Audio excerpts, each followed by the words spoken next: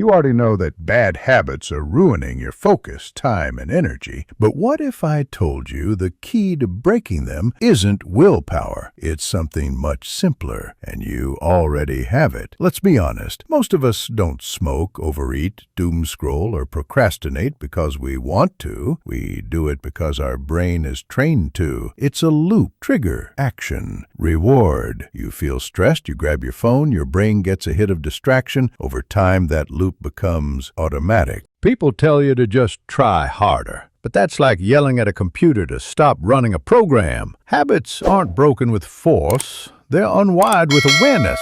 Studies show that when you become curious about your habit, not judgmental, but curious, you start to see it differently. For example, someone who smokes might ask, what does this really taste like? What am I feeling before I reach for a cigarette? And suddenly, the illusion breaks. That reward isn't so rewarding anymore. Mindfulness is not some spiritual buzzword. It means paying attention, just noticing, without trying to fix or fight. When you bring mindful curiosity to your habits, you interrupt the loop and the brain starts to unlearn. So, what do you do instead? You replace the mindless reward with mindful awareness. You feel the craving, observe it, and let it pass. No shame, no force, just curiosity. People have quit smoking, overcome emotional eating, even broken cycles of anxiety, not by fighting their brain, but by watching it. Next time you feel the urge to escape,